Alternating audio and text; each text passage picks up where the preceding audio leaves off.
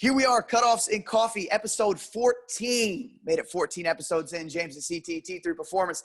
Here with our Cutoffs, here with our coffee. As always, today we've got a really special conversation for you. We have Nate Salley, the Audible Coach, former Ohio State Buckeye, former fourth-round draft pick, NFL to the Carolina Panthers, life coach, motivational speaker, entrepreneur, husband, father, poet, rapper. Nate, welcome to the show. Is there anything that you don't I don't know, man. I just try to utilize every gift that I've been given, man, to try and make an impact. So that's all I'm trying to do, man. So yeah, man. Thanks for coming on, man. How you feeling today?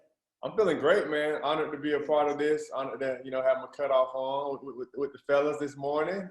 But yeah, man, just honored to be a part of it, and excited to kind of share a little bit of my story and learn some more about you all too, and about this podcast. I think this is awesome, man. We appreciate that so much. Want to ask a quick question here to get us started. When we're searching through, looking for things in your bio, when we're on your Instagram and your social medias, and everything on the internet, what's one thing that we need to know about you that we can't find on an internet bio? Something to know about me that you can't find on the internet. I would say. I don't know. I think what you see is what you get, honestly, man. Like what I put out there, like the only reason I put it out there is to try and, inspire folks and let them know who I am and my story and my journey. I don't know, man. It's a lot. You just mentioned a lot, like the music. That's always like a secret that people are like, oh, you do that too. So that you put that out there already. I love music. I love writing. I think one thing that people may not know is that I'm more of a natural introvert, which would come as a surprise to most people. So like me being like in this quarantine phase and lockdown for the most part, not going out too much, it hasn't been that tough for me. Like I enjoy getting out and speaking and doing those things and networking. I love that. But at the same time, by nature, like I'm naturally like a homebody and cool with that. So I think that's something that would catch people off guard. Mm-hmm. And based off of what I do and, how I do love speaking and love making an impact, but naturally, like, that's not my natural, space to be in, I guess. And I think once I realized what my purpose was in life, I realized I had to work on that and I had to make that a part of who I was in order for me to become who I feel like I'm called to be. And I think that's something that we can all learn from is like, that change and what our purpose is not always going to be the most comfortable thing for us. But if we believe in it enough, we can keep going for it, man, and make it happen. So I guess that's something that would catch most people, by surprise. Yeah. Now, I kind of want to get into this before we dive fully into this episode. It's 10 o'clock. Kind of take me through your morning routine. This is something that we've talked about on other podcasts. Me and CT talk about it all the time. If I were to guess, you've already gotten a lot done today. You were probably up earlier than most people. So take me through that morning, routine that you did. Walk me through from that time that alarm, hits.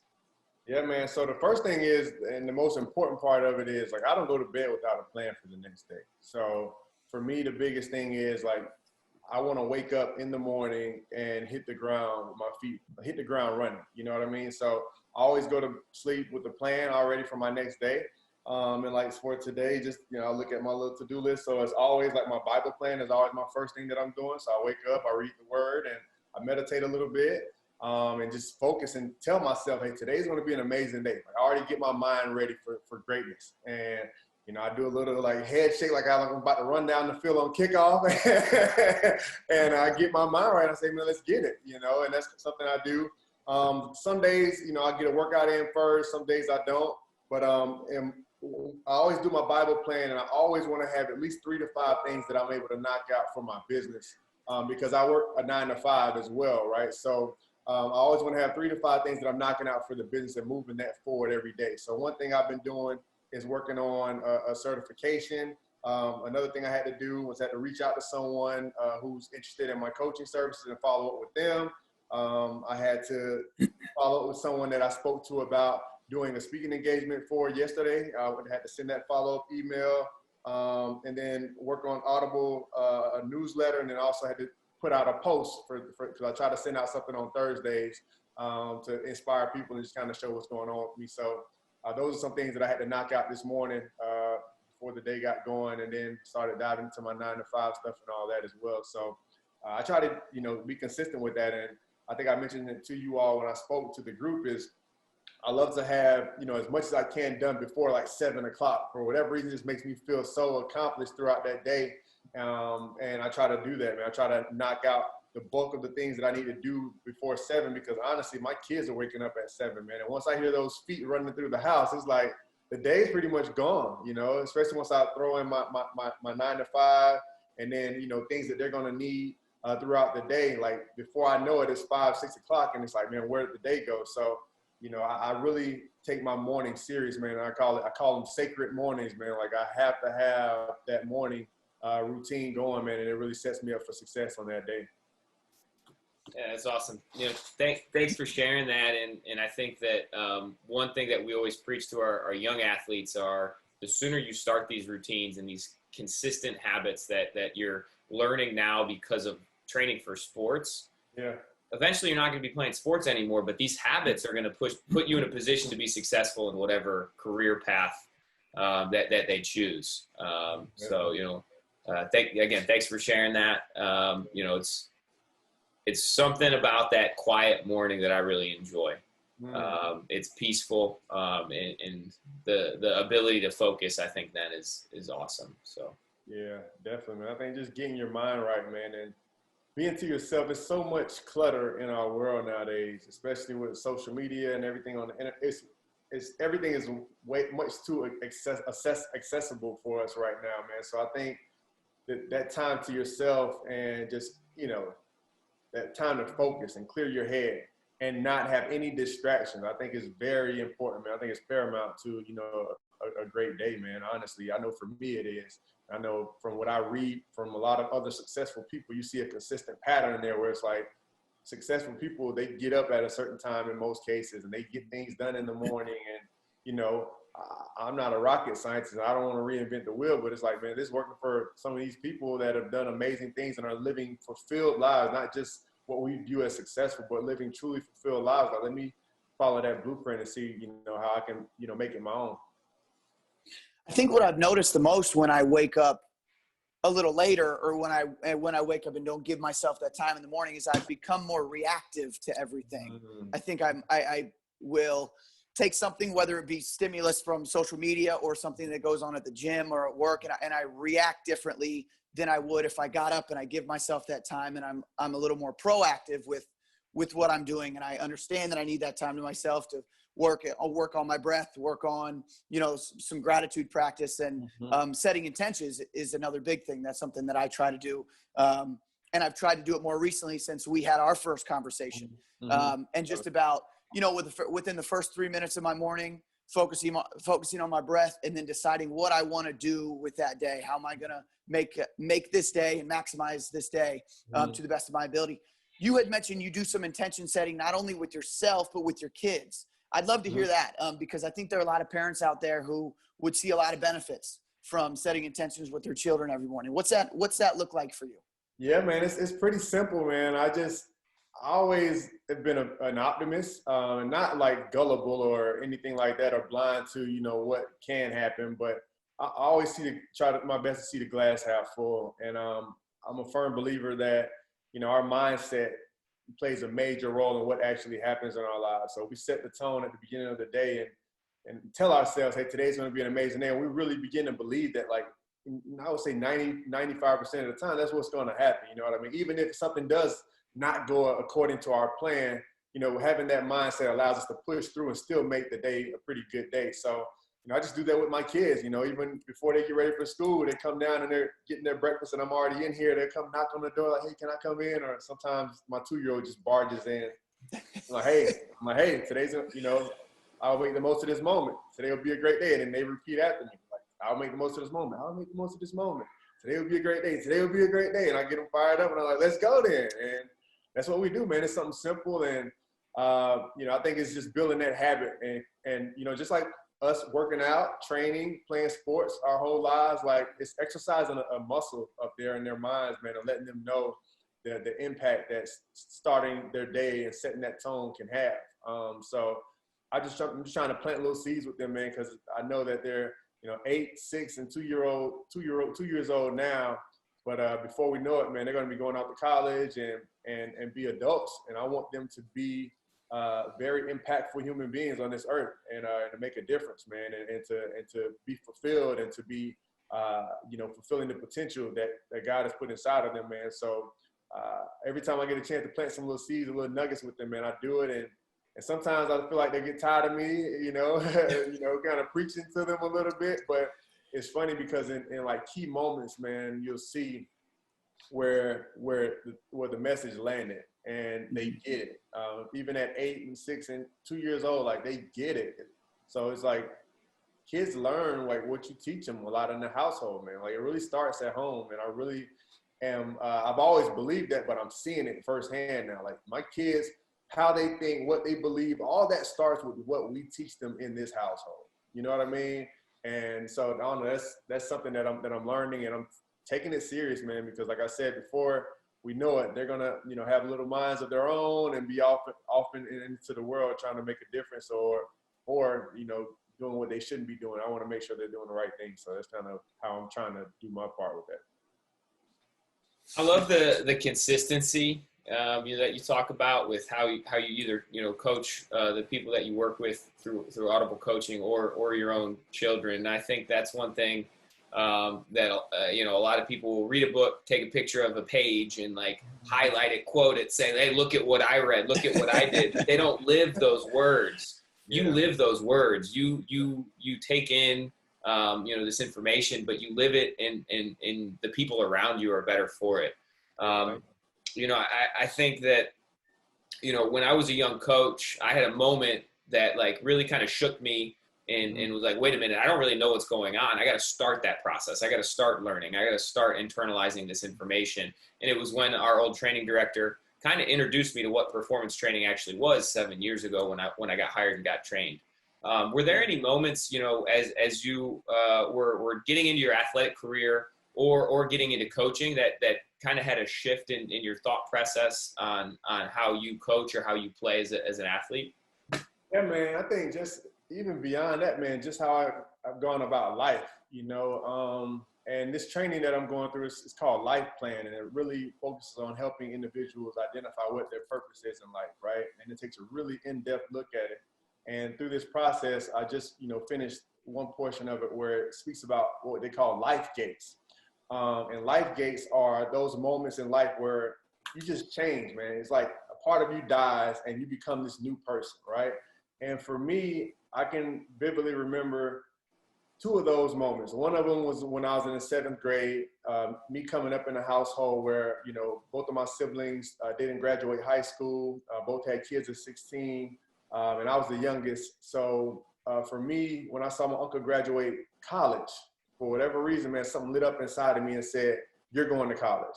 Like I always felt like what I grew up around, I came up in a rougher area where people were dropping out of school, selling drugs, doing negative things, or doing, what they knew to do at the time. And I would say, I just never felt like that was for me. And at that moment, when I saw my uncle graduate, man, my life changed forever. The way that I, approached my schoolwork, the way that I approached sports, it was a whole different mentality. It went from, hey, I think I can make it to the league, or I want to do this, versus I have to do this. Like, this is a must. It's a non-negotiable. I'm going to college. Like, that trying to change my whole mindset. And then another point was about 3 or 4 years ago when I was sitting in the office at work, and it just kind of hit me, man. Like I realized, like, after playing football since I was 8 years old, at that point I've been in corporate America for about 7 years and seen success there. But everywhere I've been, there's been a clear-cut vision or mission statement, that a team or a company has had that makes it clear to me why I'm getting up and coming here every day and what they expect from me when I get there, right? But I didn't have that for my own life. So for me, like I sat down and I really wanted to take a look at, hey, what is my purpose in life? And what's my mission? What am I here for? What's something I can stand on for the rest of my life?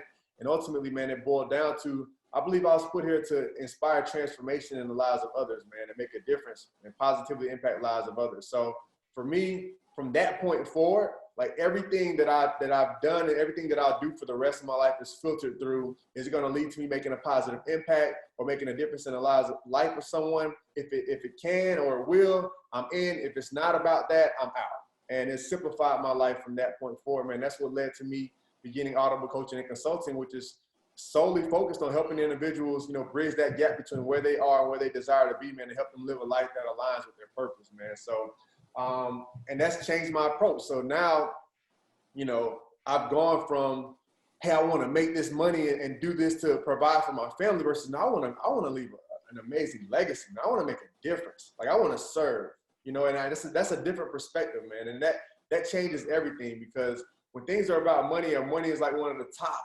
reasons why you're doing something, that's a faulty foundation to build something on, man. But when you're building it on like serving and making a difference, and really like for you all, like when you're working with athletes, like when you really want to see them reach their full potential, and it's not really about how much you charge and all that stuff. Like when you care about the person, like people don't care how much you know until they know how much you care. Like when you care about that person and you buy into them and they buy into you, like that's where the magic happens. That's where the transformation happens. And that's what I'm about, man. So that changed everything for me. You know what I mean? So like I said, when I realized I wanted to go to college, that changed everything for me, because I knew that it was bigger than just me going to college and maybe playing in front of a ton of people at in the shoe. Like that's cool and all, but my goal was, I knew I had nieces and nephews and people that were in my neighborhood coming up behind me that needed to see what opportunity looked like, what success looked like a different version of it. Like for me growing up, we thought seeing the guy with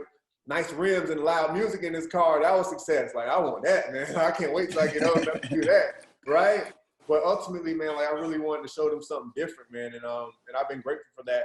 But the why behind it was much bigger than just something I wanted to do. Is like making a difference and leaving a lasting legacy.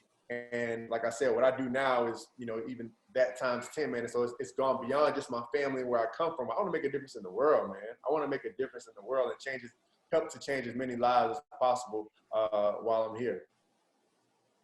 Nate, we love you recognizing very early on, seeing your uncle walk across that stage, recognizing how much that meant to you, how much that meant to your family. And then we see you now, what happened now with multiple successful careers. You're here being able to tell us a story and being able to continue to inspire people and continue to tell your story and help us kind of find our purpose, which I want to talk about very shortly after this. But for the athletes who come in and see us, the 7th graders, the 8th graders, I want to go to college. I want to play in college. I want to play professionally. We have these conversations all the time. Okay, well, it's going to take this, and it's going to take a lot of hard work, and it's going to take being uncomfortable, and it's going to take that consistently every single day, in and out, no matter what's going on, no matter what day it is. Yeah. And you're going to have to do it for the next 10 years, the next 15 years, the next 20 years. Yeah. When you find those times, let's say 8th grade, 9th grade, 10th grade, when you figured that taking the easy way out would have been so simple, and you wouldn't have gotten where you are today. You wouldn't have gotten what you dreamed in 7th grade to get to. What was it that you had to keep going back to tell yourself, I understand this is a tough time. I need to get through this. If I take the easy way out now, I'm not going to get to my ultimate goal. What can we say to some of the athletes who are going through those tough times? And what are some moments that you can share with us that helped you get through that? Yeah, I would say the biggest thing, man, is when they tell you they want to go to college, or, hey, man, I want to go to the league, I want to do this and that. Like, ask them why. Simple as that, man. Why? A lot of people don't even know why. A lot of people don't even know why they're on this earth right now. And a lot of kids at that age, they want to do it because it looks cool. Or I can make a lot of money. I can drive this car. I can be on commercials. And that is what it is, but that's like I said before, a faulty foundation to build anything on, man. So I think really dive into the root cause of like, why do you want to do this? You know what I mean? I think when you're able to go there with a young person, you know what I mean, that you can pull from that in those moments where they feel like giving up. All right, hey, I want to do this because, I have to change the cycle in my family of people not graduating. You know what I mean? Or I need to make a difference in my community. And I want to make a difference in the world. All right, perfect. When they're, not giving 100% effort on their gas. It's like, man, come on, baby. Your community needs you, baby. Like, you know what I mean? Like, you need to make a difference. You told me you wanted to make a difference. Let's do it. So I think that's the thing that I leaned on when I was coming up. It's like, all right, I'm tired. You know, I may not feel like doing it today, but if I don't do it, then who will? Right? It's certain things in this world that we were created to do, and there's certain things, you know, we're all unique. So there's certain things that you know, CT is here to do that I can't do. And if you don't do it, it won't get done. And I think that's the mentality that helped me, is having that mentality of, like, I'm going to college and it's bigger than just me. It's about much more than just me accomplishing this amazing goal. If I do it, it can open up the door and show so many other people that they can do it too. And that was my driving force and the why behind it. So as I mentioned to you all on the call, man, I'm a firm believer in the fact that if our why is strong enough, the how will come, man. We'll figure out a way to get it done. So I think for you all, when you're dealing with, you know, these athletes, I think that's a big piece, is identifying, like, why are you even in here? Why are you dedicating all this time? Like, they need to understand that. And I feel like when they get to that point, you'll get more out of them, they'll get more out of themselves, and it'll just be a much, you know, smoother relationship and a better relationship where you're not having to, like James, as you mentioned earlier, hey, it's, you know, some groups you may have to, you know, kick them in the rear end every once in a while and get them in gear, but some groups come in and they're self-motivated. Like, those ones that are self-motivated, I'm pretty sure they have a pretty strong why as to why they're doing it, and they have a clear-cut goal that they're aiming for, right? And I think we as leaders, me as a coach as well, like, it's my responsibility to help somebody identify what that is. And then once I help them identify what that is, help them to live a life that aligns with that. For you all to help them exercise and train in a way that aligns with what they're saying they want to do, right? You can't say I want to go to college and make it to the league, but give little league effort, right? Like, that's not going to happen. Right. So I think that that's all of our responsibility as leaders in our given fields. I think finding that why and helping that as a part of the decision-making process, and you mentioned this, is when you decided that I'm going to go to college and I'm going to graduate college, like, there were a lot of decisions that you no longer had to think about or make.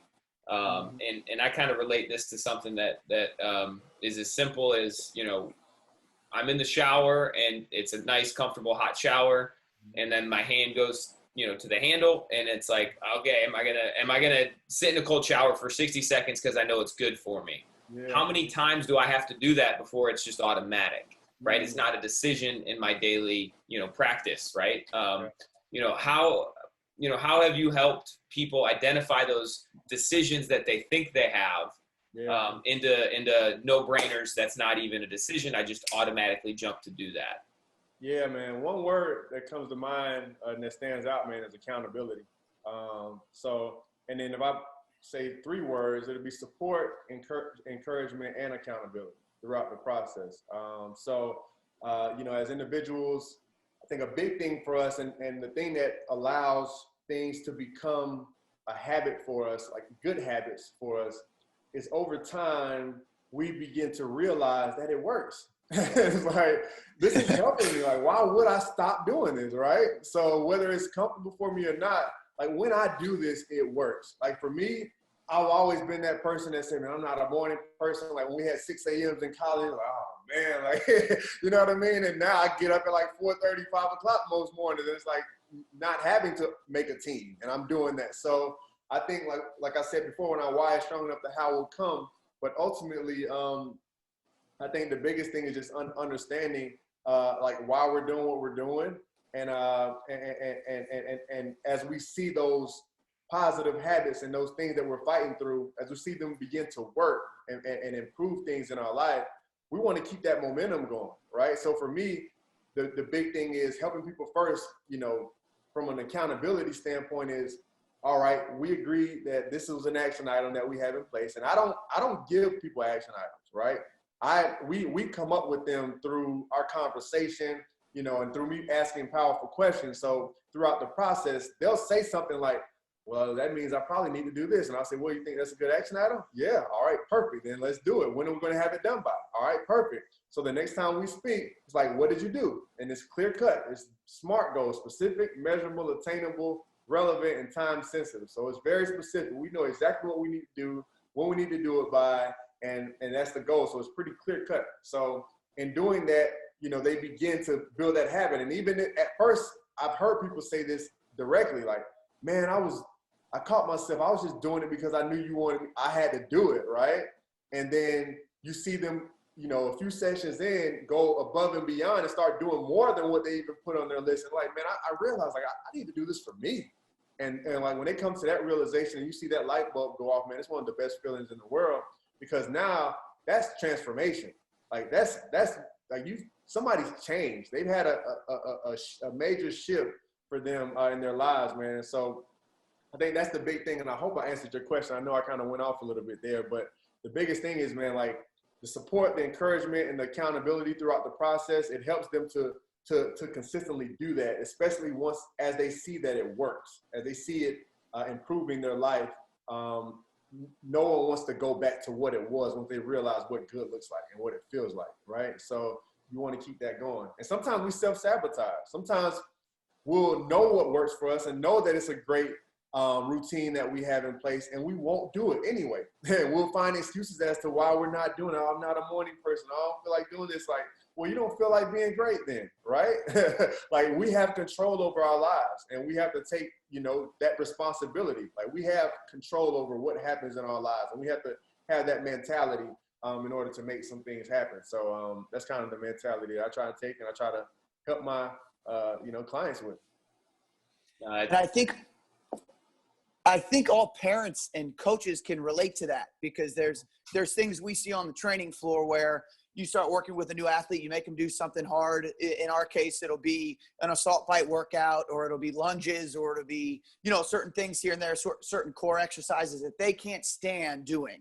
Yeah. You do it consistently, you do it over and over, just like, you know, personally, my niece and nephews, who, you know, I do these kind of things with, and your children, you know, you do it long enough and they hate it for long enough. Yeah. And then one day you walk back in the gym, or you walk back in the house, and you didn't ask your kids to do it. We didn't ask our athletes to do it, but you see them doing that. Yeah. Because they know, I didn't want to do it. I did it so consistently. I felt the benefits right away from it. So I should keep doing it. And that's one of those really powerful moments. I know for us as coaches, we see that all the time, where they gave us so much resistance early on. They didn't want to do it. They hated it. They complained about it every time, but they knew how beneficial it was for them. And that's so cool. And that's so powerful for us to see that as coaches and parents, and as an uncle to see stuff like that is awesome. Love it.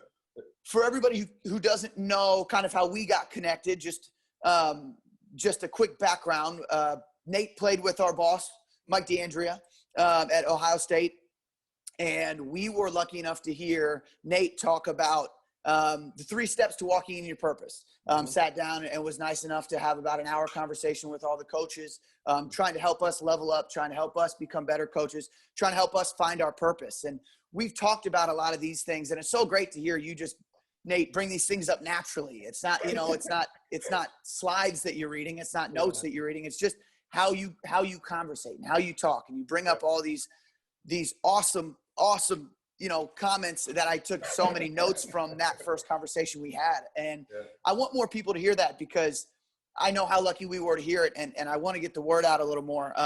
You know, 3 steps to walking in your purpose. You mentioned know who you are, know your why, and trust both. We've talked about knowing your why, how important that is. I want to talk a little bit more about know who you are and trust both, because you said some really powerful things. You'd mentioned, you know who you are. You mentioned the lion mentality in that conversation, and that really hit home with me, as well as just the power of I am. You kept saying, I am built different. I am built different. And again, something that even saying that gives me chills.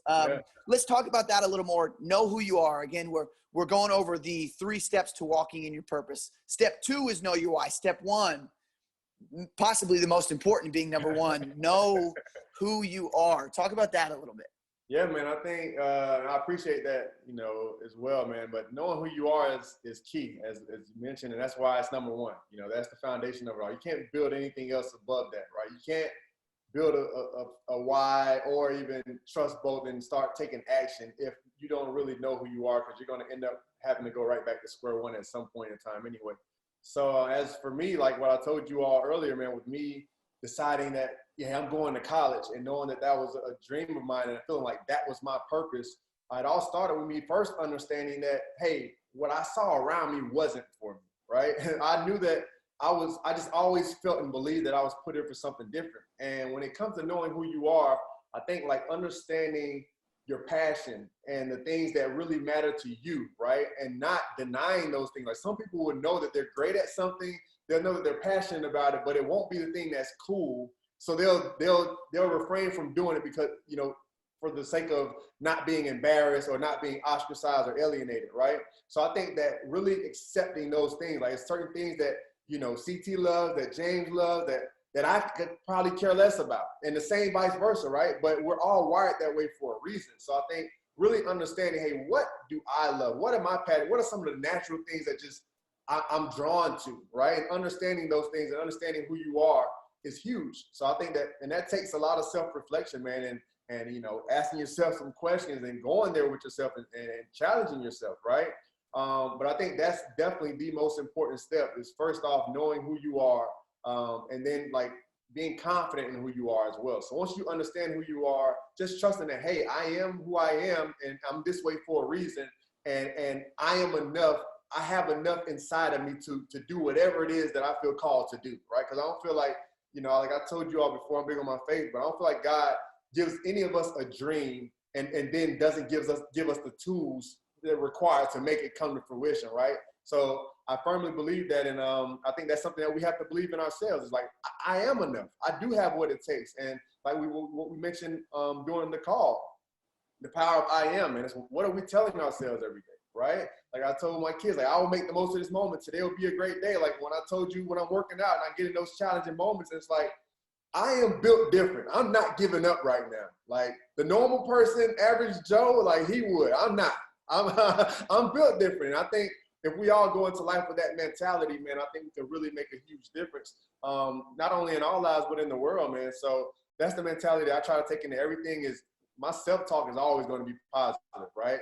The only time I get on myself is if I feel like I'm not giving what I should. Like when I used to play ball and I mess up, or if I'm working out, even when I shoot the ball now, it's like, man, Nate, what are you doing, man? Shoot the ball. Like I have self-talk, man. I go at myself. I'm harder on myself than any other person probably can be.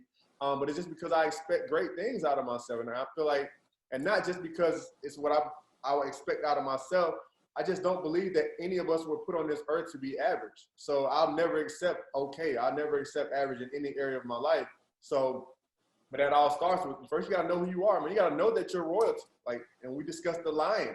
Like the lion doesn't have to be told like you're a beast. You're the king of the jungle. Like, no, I'm walking with a swagger and a confidence that lets you know like I'm not to be messed with. Although I'm not the strongest, I'm not the fastest in the jungle, like you're gonna respect me. And I think that we all need to walk with that same type of swagger and confidence, man. It can make a huge difference. So yeah, that's the know who you are piece. And then we already spoke about the know your why, know why you're doing what you're doing. That's extremely important. But one of the last steps, man, which I think is a step that a lot of people get to, but then stop. And that's, you know, trusting both. And trust is a verb, which means it requires action. So we can't be afraid to act. Like once we know who we are, we know why we're put on this earth, why we're doing what we're doing, and we believe in that fully, like we have to put some action to it. And I think that a lot of people, that's where we fail, man. We get to that point where it's like, man, I had this amazing dream. I feel like I'm called to do this. I just can't go and do it. And then before you know it, it's 10, 15, 30, 50 years later, you know, and we're sitting there like, man, like that time, that window just flew by. And I wish, you know, you start thinking about, you know, woulda, coulda, shoulda scenarios where, you know, just go out and do it, man. Like when you mention all those things that I'm doing, I think once I realized what my purpose in life was, and I don't care. Like every gift that I have, I'm emptying my tank. I'm not taking anything to the grave with me because that's selfish, right? Like I want to empty my tank. I want to give everything that I have, every gift that I have, everything that I'm passionate about. I'm going to try to utilize it to help people identify their purpose and try to inspire others. And, you know, for me to do anything else would be selfish, you know, in my eyes. So that's what I mean by just, trusting both, man. We have to act on those things that we believe we're called to do. And one last thing on this, man, is like, we'll never know when the perfect time is. A lot of us always wait for the perfect time. Like, I'll do this when this lines up. Like, no, man, like, you have to go first. You have to take that step and that action. Like, the perfect time is ignited by action in our lives. So you have to act on what you believe you're called to do, who you believe you're called to be first, and then things line up. People thought I was crazy for going to Ohio State. I should have gone to Miami, where everybody should, say. I should have stayed in Florida. We go to Ohio State, I'm part of Tressel's first recruiting class, and we play Miami in the national championship and win in double overtime. Like, you can't draw that stuff up, you know what I mean? But I had to really trust. Like, I didn't know what it was, bro. I just prayed, and I felt great from the moment I got to Columbus to when I left. And I didn't go to like any amazing parties or nobody showed me this amazing time. I didn't go to a game. I went, I walked into the shoe, man, and something just came over me, and I just felt like that was for me. I didn't look at the roster and say, all right, I'll probably be starting by my junior year. Like, I didn't look at any of that. I just said, this is where I'm going. And when I got home, I told my mom and dad. They didn't even go on that visit with me because they didn't know I was taking it that serious. Like, they knew I wanted to go to North Carolina. That was my dream school. And when I said I was going to college, my room is still Carolina blue to this day because that's where I was going. And I had the opportunity to go there, but I said, Mom, Dad, like, I have North Carolina as my last visit. If I don't like that visit more, I'm going to Ohio State. I didn't care what anybody had to say. Mom, Dad, anybody. It was like, I'm going there. Something just resonated with me when I went there, man. And we have to believe in those things that firmly, man. When those gut feelings, they're there for a reason. There's certain things that you feel the urge to do for a reason. It's not by chance. Like, we have to act on those things and make it happen. So that's kind of what we discussed, a little brief synopsis there. I hope I kept it brief enough. Nate, I take notes here and there to be able to cut up different pieces of the interview that James and I can share on social media that would get people interested in the conversation.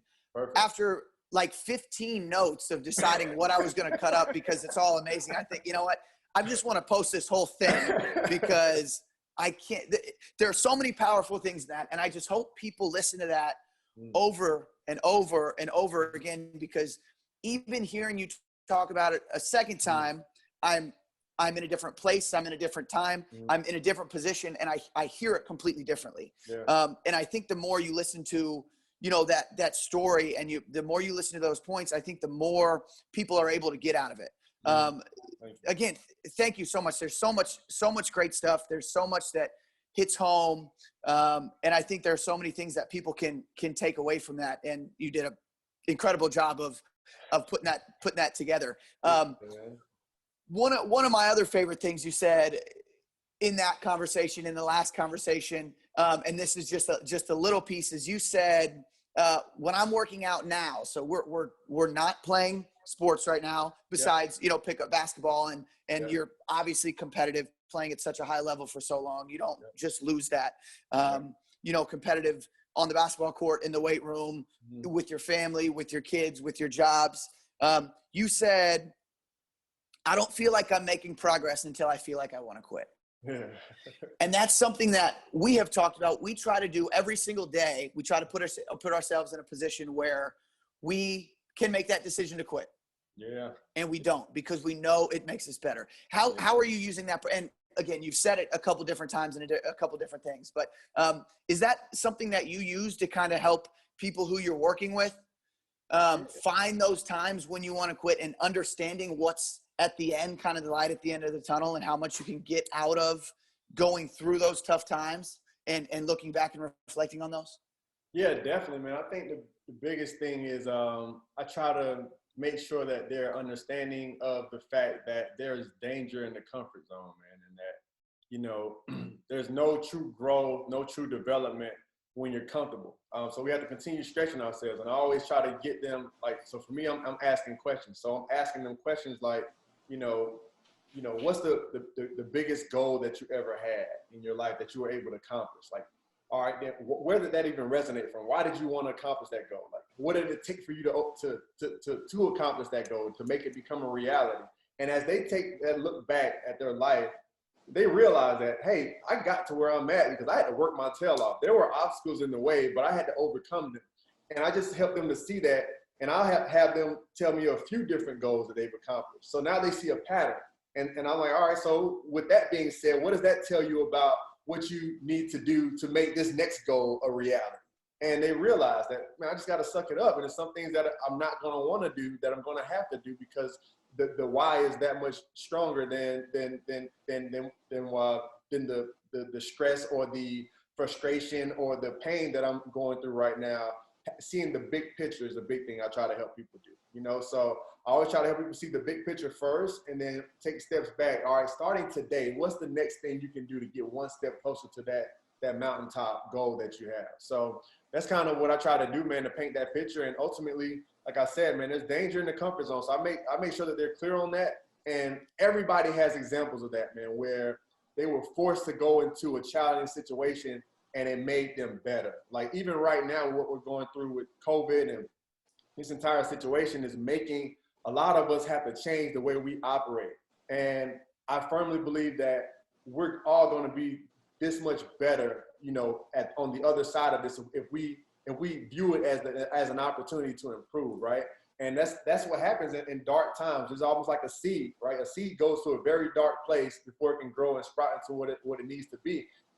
But that dark place forces change. Like you can't stay the same in a dark place. It's just like what we're in right now. We can't stay the same in the midst of this COVID situation, or else it's going to bury us. And that's the mentality switch as well, where it's like, are we buried or are we being planted right now? And I'm always in a planted mode. Like, hey, this is an opportunity where I'm being planted. It's an opportunity for me to make a difference. Like when I got hurt and my NFL career didn't go the way I wanted it to, all right, that's the situation. What can I control? You know, I can control how I respond and the mentality I go into life with moving forward.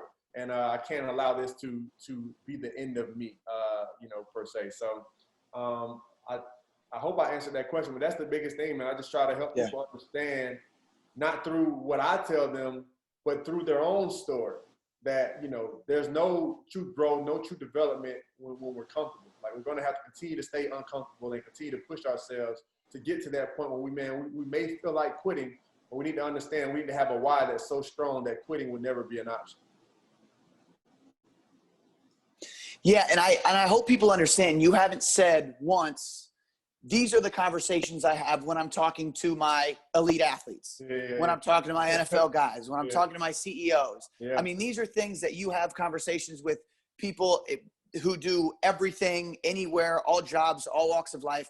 It's important for people to understand that Nate's not sitting here telling us you can only function at this level if you are elite at this, or if you're the best. You know, if you want to be the best teacher you want to be, if you want to be the best fireman you want to be, if you want to be the best coach you want to be, like us. And that's why we got linked up, because we felt and we understood after that first conversation how much you can benefit us as strength coaches. And you're not talking to us any differently than you would people who are at the very, very top level of their game. And I think people need to understand that, and people need to listen to this conversation, understanding that any position you're at, you can get better from taking these things that you're saying, you know, and running with them and developing and understanding their purpose and things like that. I think I would, I'm sorry, man. You just brought something to mind. I've never thought of this before, but just like mathematics, man, like purpose is a universal language. And as you said that, like something came to mind, like as I'm thinking, you know, I've thought about it from that standpoint, but I haven't. But in reality, man, like I was on a call last night coaching 3 moms, 50-something, late 40s, early 50s years old. And then I have a conversation with you all, bunch of, you know, trainers. And I went to another group, you know, that was another different group of demographic individuals, but very much the similar or same type of content. And it resonates with everyone very similarly, man. Like the one thing we have in common is we're human, man. And we all have very similar struggles. And that's one beauty that I found over the course of my life, coming from a very diverse background. Is just like, no matter how you grew up, where you came from, and especially I think when we get into sports and being on teams, you realize like we're so much more alike than we are different, and it's kind of scary, man. And that's the beauty that I found in what I'm doing, is because at first I did want it to be all about athletes, and I wanted to help guys transition from playing ball and get into the real world. But I felt like that was putting me into a box and making what I did too small, and the potential impact much too small. So yeah, I appreciate you for mentioning that, because it definitely brings that to mind, and where like I've coached a wide range of individuals, but the response and the impact has been very similar, man, because we are all a lot alike, man. So yeah, I appreciate you sharing that. I just think we make the connection because it would be easy for a listener to say, well, it's easy for Nate Salley. He played in the NFL. Yeah. He played at Ohio State. That's easy for James because that's what he does. And he's the speed guy, and he's gotten a lot of guys fast. So that's okay. It's easy for CT because that's not what you're saying. You're saying it's a universal language, I think is the perfect way to put it. Purpose is a universal language, and that's so awesome to hear you say it that way. James, I know you had something you wanted to say there. Yeah, and as we're talking, it's like kind of I jotted down like there's good pride and there's like bad pride, right? So like we need to take pride in what we do and how, like for specifically us, how we coach our athletes. We have to take pride in that, and we have to like reflect on how we're doing. And look back and say we have helped people, we have trained athletes, we have had that impact, but we can't let that pride of what we've already done get in the way of getting uncomfortable with new drills that we want to try out, getting uncomfortable with maybe communicating to an athlete a different way, and we can't let those two things get in the way of each other, and we can't like rest on our laurels. And you said always being uncomfortable, always pushing forward. Whether you're a 50-year-old mom who's just trying to either live a healthier life or be a better parent, or maybe there's a transitional period, right, that's uncomfortable right now. And I feel like understanding that like the consistency of uncomfortable actions like is necessary. You have to have some reflection in there. What are some tools that you've used to help you reflect on those different stages of your college career, NFL career, moving into the professional world, starting your own business? What are some things that you lean on to help you reflect to make sure that you're constantly uncomfortable? Yeah. I think when it comes to that discomfort too is like I said, starting with the end in mind and being intentional, having an intentional goal and a target in mind. So like when I'm busting my butt in here working out in this gym, it's like I know that I'm doing this because I want to be on somebody's, college team. I want to get some scholarship somewhere, whatever the case may be. So I think when we are working with that focus in mind, like that why that we discussed, I think that's huge. But as far as working through it, and one tool that helped me, man, was I had a life coach, had me do an assignment where I had to go in and write down like three of the biggest of my most proudest, I guess, accomplishments that I've had in my life to that point.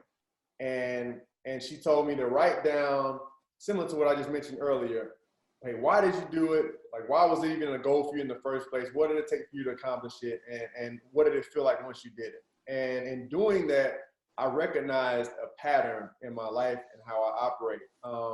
And that's something that kind of helped me to find out what my formula for success was. And that's the program that I was just taking those ladies through last night. Was something I call TAP, which is Target, Aim, and Pursue, which is all about, hey, how do I identify what targets are for us? Aiming is all about developing an effective plan, and pursuing is all about putting it into action, right? Similar to what we discussed.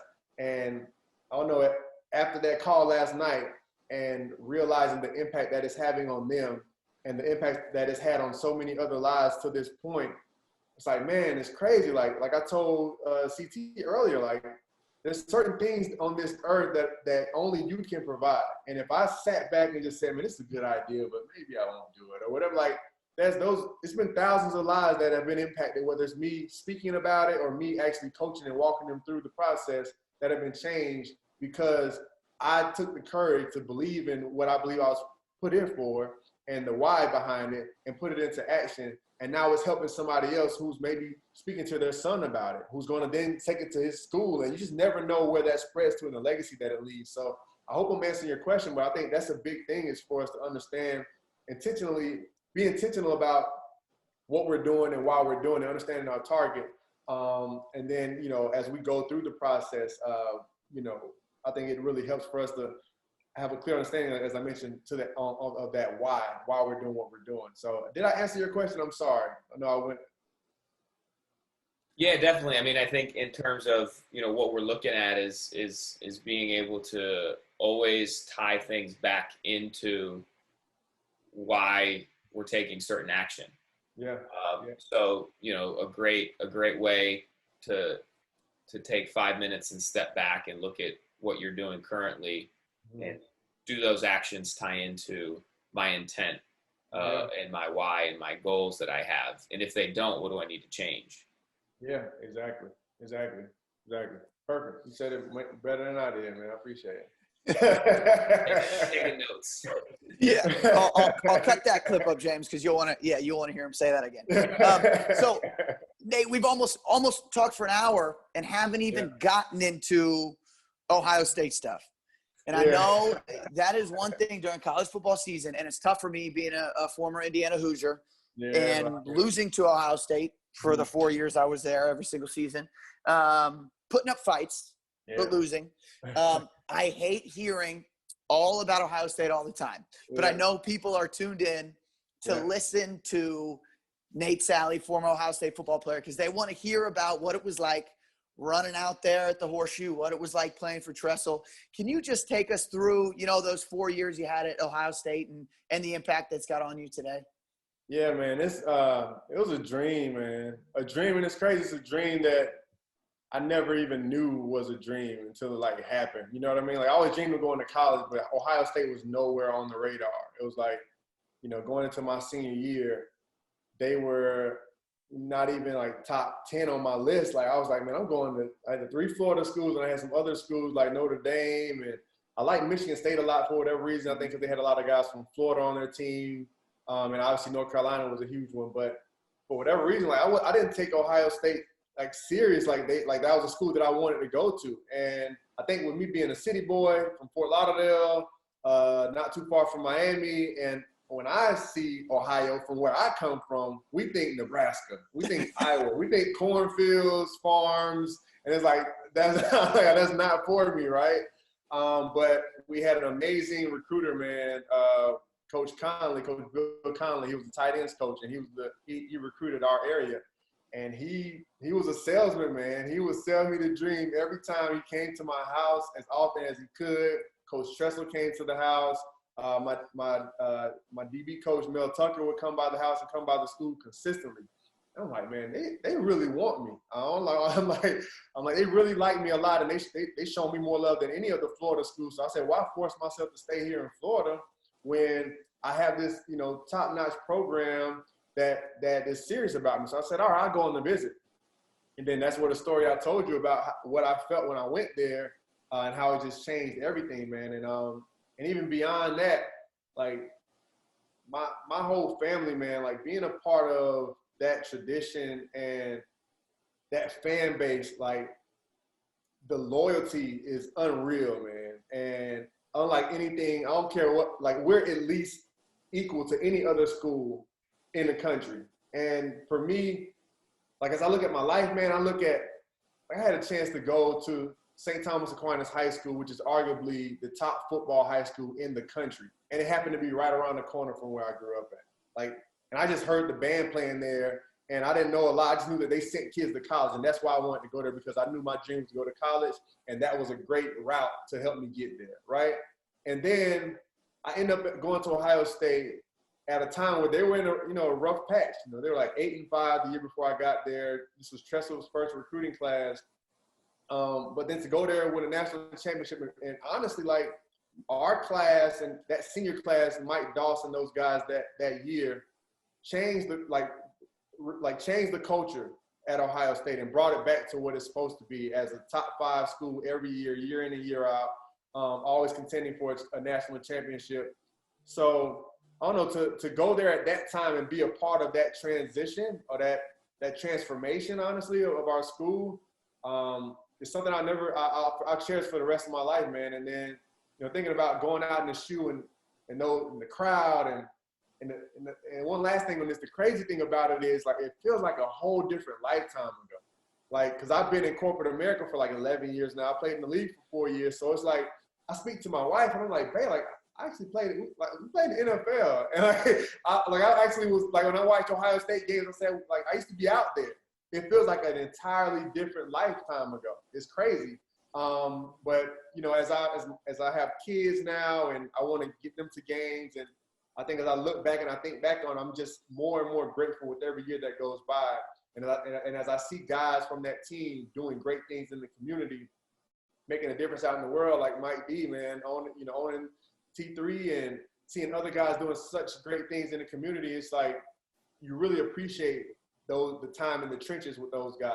And last but not least, man, I told Coach Tressel this when he had to leave Ohio State. I sent him a text immediately and just told him, like, I'm a Tressel guy before I'm a Buckeye. Like, I went to that school because of Jim Tressel. Like, and I believed in him, and I absolutely love that man.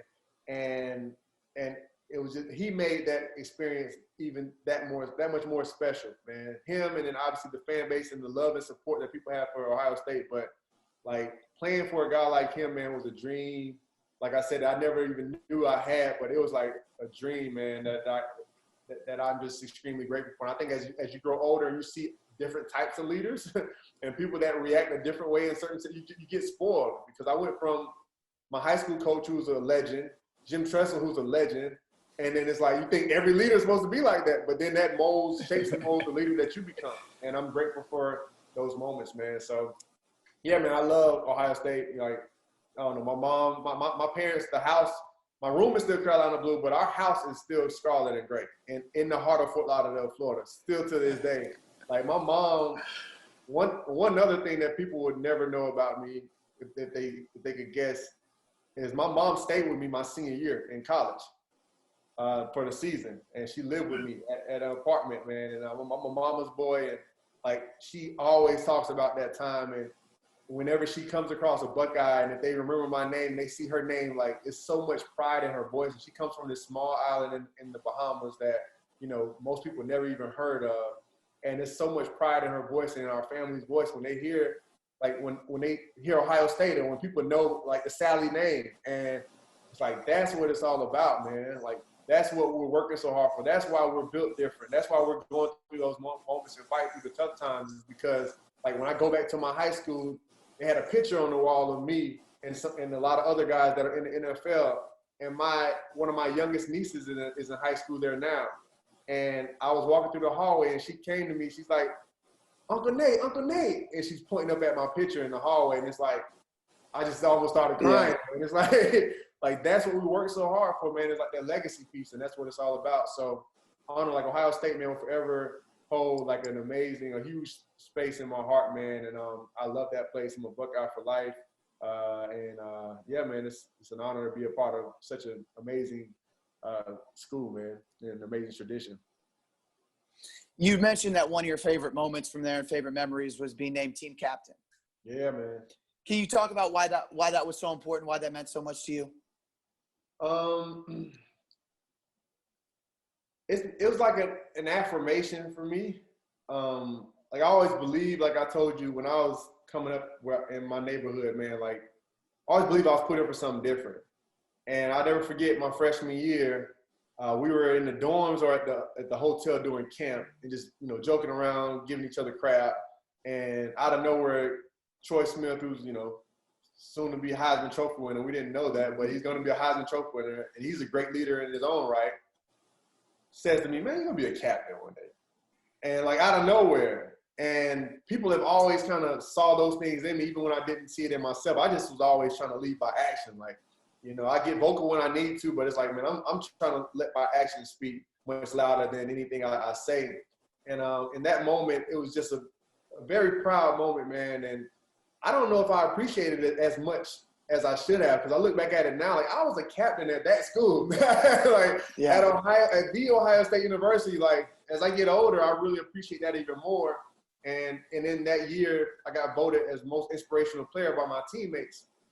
So, James, this really answers your question from earlier. I apologize, but when we think about, like, moments that we lean on in those challenging moments, it's like when I look at that and at moments where I'm speaking and I have an engagement, you get nervous like you did before a pregame, and it's and I tell myself, like, you're doing what you're supposed to be doing. I lean on moments like that where a room full of, a Heisman Trophy winner, a Super Bowl MVP, first round draft picks, guys who are doing amazing things in the community, like those guys voted me as their most inspirational player. All those guys who made such a huge difference, they thought that I inspired them more than anyone else on that team. And it's like, man, like, it makes you appreciate it. And those guys chose me as one of their 4 leaders on that team. All those guys, like pretty much unanimously, all of us 4, me, AJ Hawk, Rob Sims, and Nick Mango, were hands down going to be the captains that year. Like, it wasn't even a question. And I don't know, I think in the moment it's like, hey, this is what's supposed to happen. I'm working my tail off and doing things the right way. But as you get older and you realize, like, you start getting injuries and stuff like that, you're like, man, it really could have been different. My story could have been a lot different. You just appreciate those moments even more.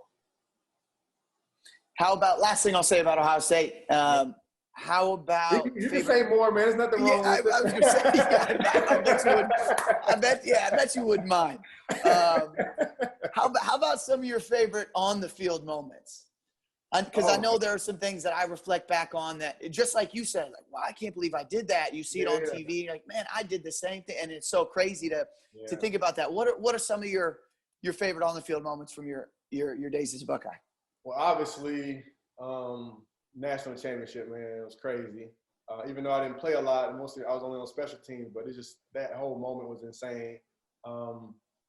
Second one would be sophomore year, like blasting Braylon Edwards on the sideline in Michigan in the 100 game on the sideline. Like, that was the best hit of my life, and it couldn't have been against a better team and a better person than him. Like, that was, we lost that game too, so that was one of the most bitter moments. And that's where I realized what that rivalry was all about. And that's where I really started hating Michigan. Like, we lost at the Big House, or whatever they call it. We lost there, and but the better feeling was coming back there again our senior year and winning there to get a share of the Big Ten title. And going out with that, man, that was awesome. And outside of that, man, just, I love, like when you say those moments where it's like, man, I did that. Like, I used to try and kill people, man. Like, I try to knock people's heads off. Like, a lot of plays that get penalized now, like, that was me. I had one against you all, it was against Roby. And it definitely would have been a helmet to helmet now, but, like, it was one of my best hits. So that was a moment. But ultimately, man, just like I said, like, thinking about guys like Santonio Holmes, AJ Hawk, Nick Mango, Bobby Carpenter, Anthony Slagle, all those, Dante Whitner, Ashton Yeboah, all my guys, man, like, just going to battle with those guys and, like, having all of us from all these different backgrounds, not knowing who was going to go on and do what from there on, and just working towards a common goal, man, and just having that dream. And we all had a dream to go to the league. We all had a dream to be national champions. And just realizing, like, the power that's in that, man. When you have a team that's together and really working towards something, like, egos go out the window. It's like, I don't care who. Like, we had guys that were competing for positions, that were just supporting each other. Like, we were just all in this thing, and we wanted to make a difference. And I don't know, to be a part of that, like, those are the most proud moments on the field. And obviously, like I said, beating Michigan 3 times out of 4 years, and then winning the national championship would probably be the ultimate highlights, though. Yeah, I was getting ready to say, for people who don't remember Braylon Edwards, one of the top receivers at the time, was a big time draft pick in the NFL. I actually saw him run at the in the Big Ten track meet against Courtney Roby, who played at Indiana. So two of the fastest guys I'd ever seen on the field. And again, both of them. Yeah, both of them. Both guys I looked up to, kind of growing up as I saw them come up. I'm gonna have to go back and find those highlights, because that'll be fun to watch, because I remember him well. But I was getting ready to say that, and then I remembered his time here with the Browns. Mm-hmm. And I'm not sure, because of that, he's the most popular player around here in Cleveland. But I'm not totally sure. Yeah. I don't want to take – do you have a couple minutes? I don't want to take – I know we've gone over that hour that we say. I'm just so moved by this conversation with you. Yeah, we're good, man. Don't let me stop the momentum, man. Let's keep it rolling, man. I'm good. I'll work a little later today. I'll make up for it. Okay, we so much appreciate that. We won't take a ton more of your time. And I said I was done with the Ohio State questions, but I do want to know what you think made Coach Tressel different than other coaches and other leaders. Because I'm sure you're not the only one who has that to say about him as a coach and as a person. Yeah, he just cared, man. And it was genuine. He was authentic. He really cared about his players, like top to bottom. Though. Like you can be the Heisman Trophy winner, or you can be the last guy that made the squad as a walk-on, and you felt like he cared about you. And he showed that through, you know, he never forgot anyone's name. He remembered your high school. You know, if I call him right now, he remembers, you know, my wife's name, all of that stuff. And that's for everyone. And then I even come across people that didn't even go to Ohio State. They're like, we're at a camp at Youngstown State. And they were like, man, I ran across Tressel like 5 years ago. And he remembered my name and remembered what position I played. And I'm like, it's insane. But just like things like that, he would do. And I'll never forget when he came to visit me at my high school and he was recruiting me, he found this penny in his, and he put it in his wallet. And he kept that penny until my senior day and showed me every time he saw me, he would show me the little indent in his wallet of that penny right there. And like, still got it, like little things like that. And I'm pretty sure other guys have just little random stories of things that he did to let them know how much he cared about them beyond just playing, man. And that was another thing too, like, it wasn't like, it was bigger than football with him. Like, and I think that's what you see out of it. That's why when I saw Dabo go to Clemson, I'm like, they got a special coach there. Like the best coaches and the best people in any profession, I believe, are in it for more than just the profession and for the money. Like they're in it for the impact and for the difference that they can make. And I can't imagine how many lives Coach Tressel has changed and impacted through the way he carries himself and the way he treats people, man. So, like I mentioned, people don't care how much you know until they know how much you care, man. For Coach Tressel, like, he could have told me, man, go jump off that bridge and it's going to do an amazing job and make you better as a DB. I'll be like, all right, coach, I'm in. Like, you know, like, they could have told me whatever, man. I run through a brick wall for that guy because I knew, even if he was making a mistake, I knew that he was coming from a place of, like, authenticity and that he just really wanted what was best for us as individuals and as a team. So I love Tressel, man. Top 2, maybe number 1 awesome person I've ever met in my life, to be honest, man. To kind of to wrap up the college football career, then we'll get back into a little bit more about the Audible coaching. Then we'll let you get on your way.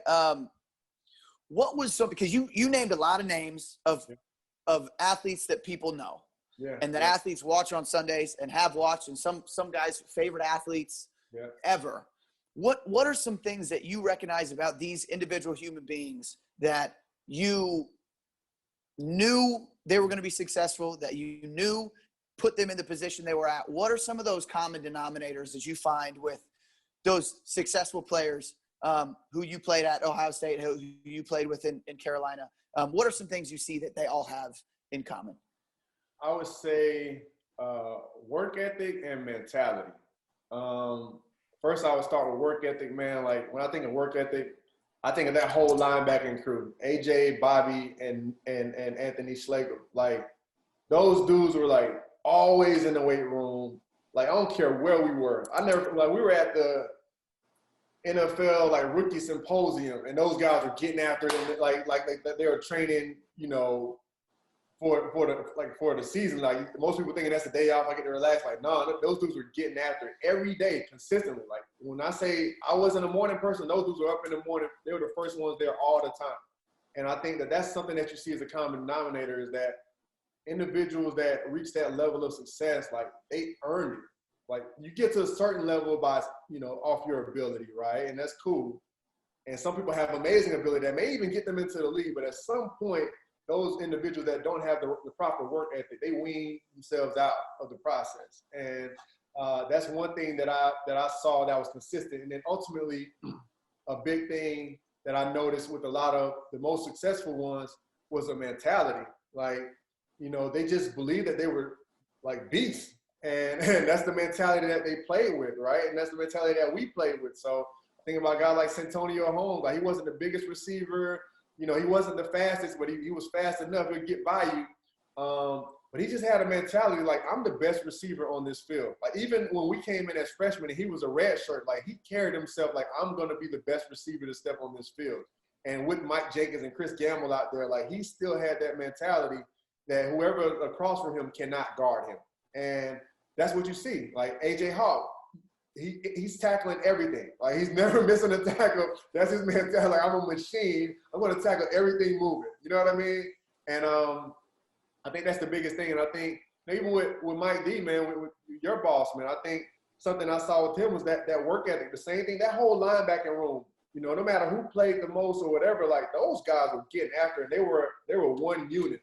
And the thing that I see is, even though some have gone to play in a long time in the NFL or whatever the case may be, I see the people that had that work ethic taking that over into the real world. Like, so that's what Mike is carrying over into what he does with you all with T3.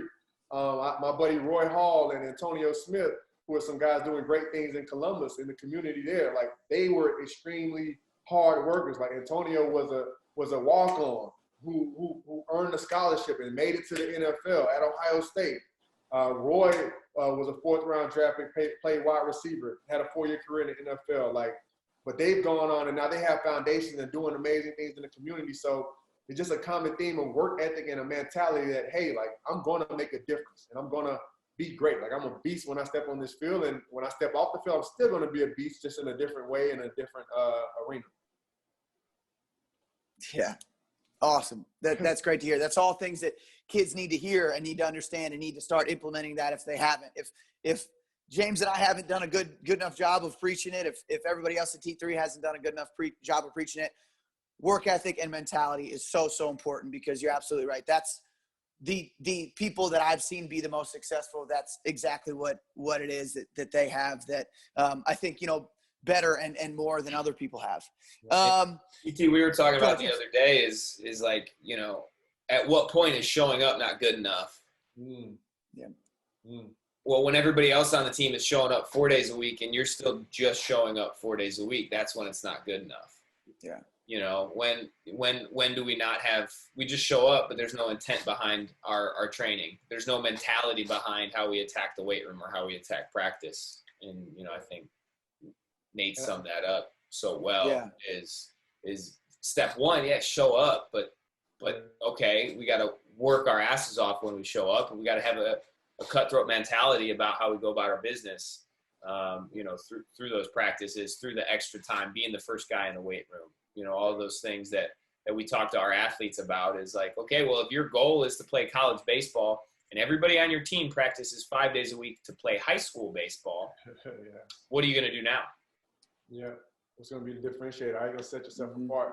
And the thing about that too, man, I think being in corporate America, like, so I'm in recruiting. So I have to hire people and I have to find the right person for a job. And I'm asking questions. And I've been in sales too, where I have to go and, you know, sell services to a client as to why I'm the best option. And it's a very competitive market, very goal-oriented market. And one thing you realize is that a lot of those attributes and those intangibles carry over into the real world. And that's what I think we need to grasp onto and accept, right? I think sometimes we get done with playing ball or get done with athletics and we want to leave that on the field or on the court, you know? And I think that's the thing that separates us in the marketplace. Like, there are so many organizations and companies that are looking for people with the mentality of a college athlete or a professional athlete, because they know that it took something different for that individual to accomplish that. And it's something that they can't teach that it took for them to get there. So those intangibles are definitely priceless, I think, man, when it comes to us doing things beyond our respective sports as well. It definitely translates and transitions well over into our real lives. Before we wrap up and talk about the social media and talk about your music, we love wrapping up the conversation with asking our coaches what they think we're missing as human beings, as strength coaches, as athletes. There's only one other time where we haven't asked what we think they're missing, and that was because the gentleman we asked wrote a book on what it is that he thinks we're missing. And it was communication. It was Nick Winkelman. And, you know, we talked about it before we went on air, and I said, you know what? I probably don't have to ask that. Nate, this is another situation. I mean, we said so much. You said so many powerful things. And I think there are so many things that people can take away right away as soon as they shut this podcast off and take and transition into the life to help them become better, help them become more productive. And I mean, it really starts with finding their purpose if they haven't done that yet. I am going to ask you, even though by saying that we don't have to, because there's so much info in this conversation.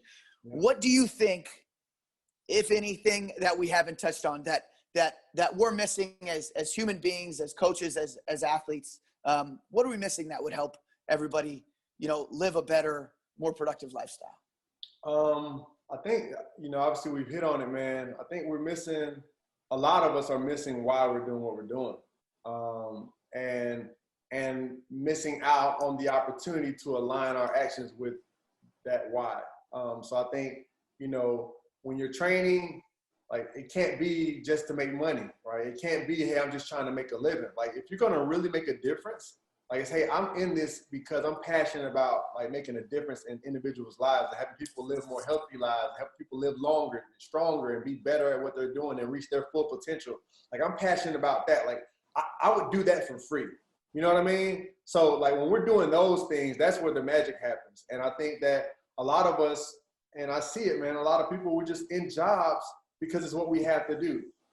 And we get to an age where it's like, oh man, like, I missed out. I feel like I missed out on so many opportunities. I feel like I just didn't do what I was put here to do. And that's the last thing that I want for anyone that I come in contact with, man, is to get to 70, 80 years old and look back on their life with regrets and wishing that they would have done something. So I think that that's a big thing that a lot of us are missing, is just understanding, hey, what is my purpose? Like, even if it's just an action, like, why am I doing what I'm doing? What's the purpose behind me doing this thing right now in this moment, right? And clearly understanding that and making sure that it aligns with the who you are piece, right? So I think that's a big thing, man, is like staying true to who you are throughout the process and not allowing anything else to, you know, muddy up the waters as you're trying to make a difference, you know, and follow what you feel called to do.